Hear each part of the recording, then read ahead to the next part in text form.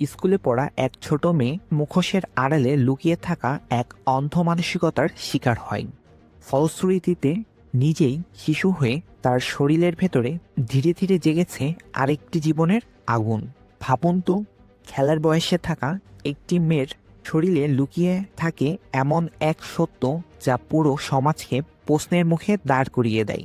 এই গল্প প্রমাণ করে সভ্যতার মুখোশ কতটা সহজেই খুলে পড়ে, আর টাকার সামনে সত্য কত সহজেই নীরব হয়ে যায়। অবশেষে যখন সে আদালতের দ্বারস্থ হয়, তখন সে কি ন্যায় বিচার পায়, নাকি বাস্তবতার কাছে হার মানতে হয়? জানতে হলে এই গল্পটা দেখতে হবে। মুভিটির নাম অ্যাম আই নেক্সট।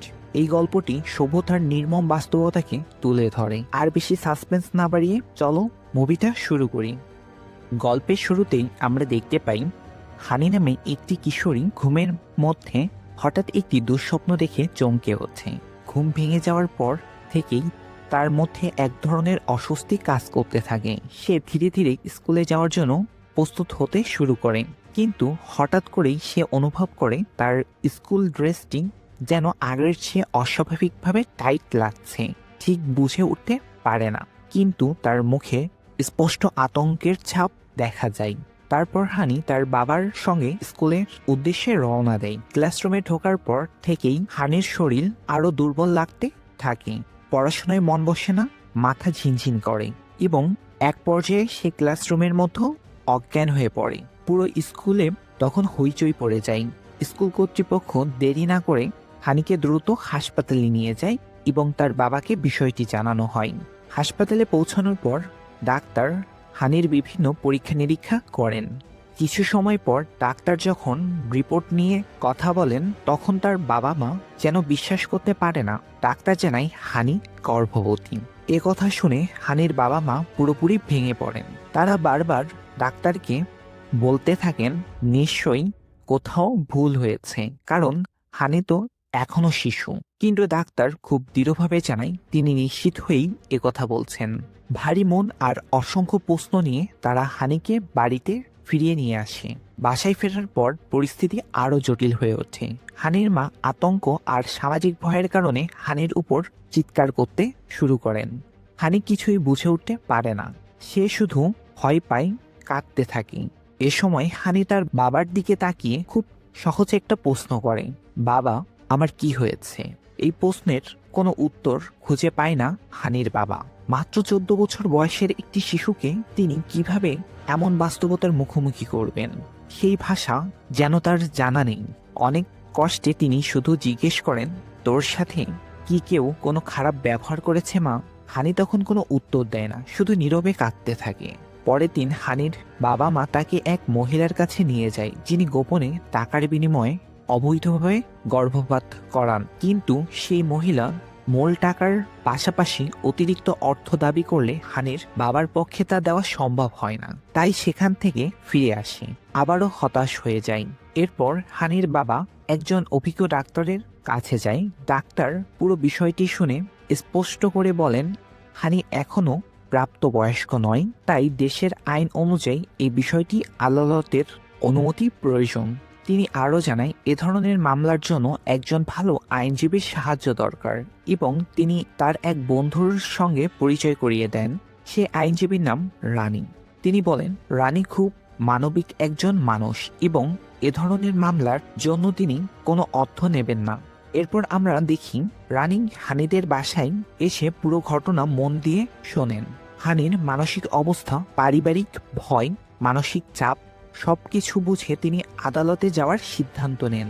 কিন্তু ঠিক সেই সময়ে হানির মা তীব্রভাবে আপত্তি জানায়। তিনি বলেন, আদালতে গেলে তাদের মেয়ের সম্মান নষ্ট হবে, সমাজে তারা মুখ দেখাতে পারবে না। তার বিশ্বাস আদালত শুধু বড়লোকদের জন্য, গরিব মানুষ সেখানে ন্যায় পায় না। রানী খুব ধৈর্যের সঙ্গে পরিস্থিতি সামলায়। তিনি হানির মাকে বোঝান, এটা লজ্জার বিষয় না, এটা অন্যায়ের বিরুদ্ধে লড়াই।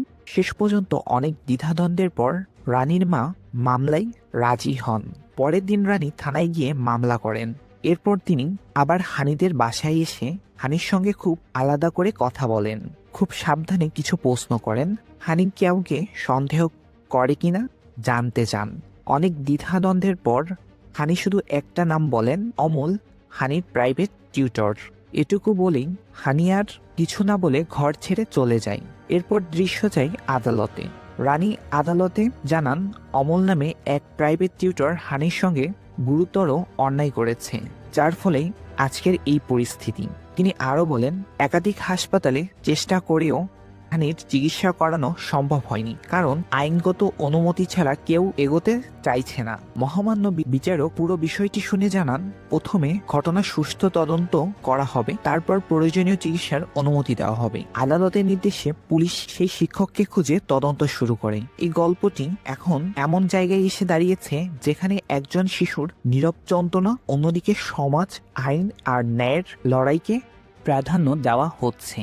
একদিকে আমরা দেখতে পাই পুলিশ অমলকে খুঁজে বেড়াচ্ছে, অন্যদিকে গল্প হঠাৎ করে অতীতে ফিরে যায়।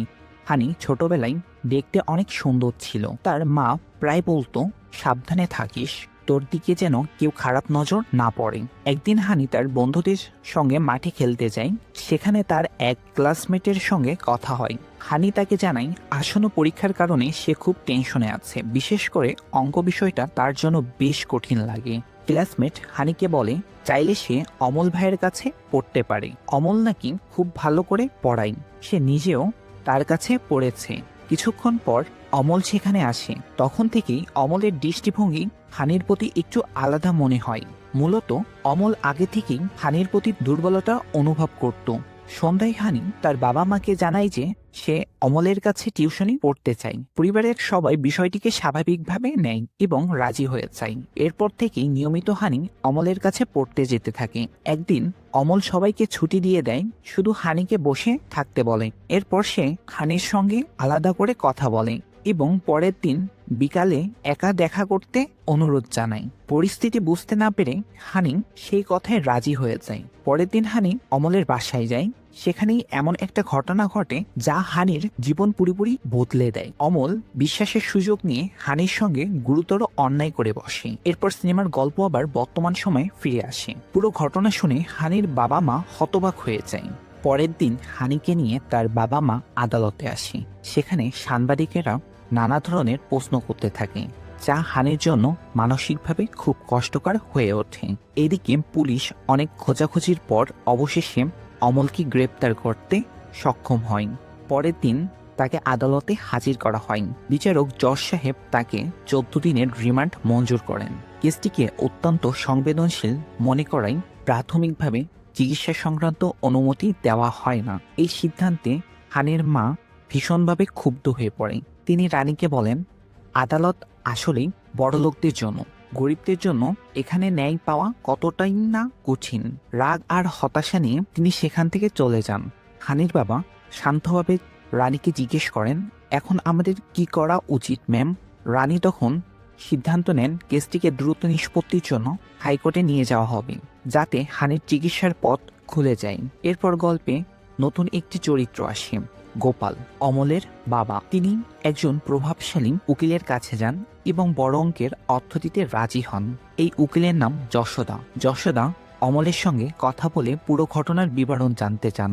তখন অমল নিজেকে নির্দোষ প্রমাণ করার জন্য একটি সাজানো গল্প বলে, কিন্তু যশোদা বিষয়টা গভীরভাবে বিশ্লেষণ করেন এবং গোপালের কাছে আরও বেশি অর্থ দাবি করেন। গোপাল তাতেও রাজি হয়ে যায়।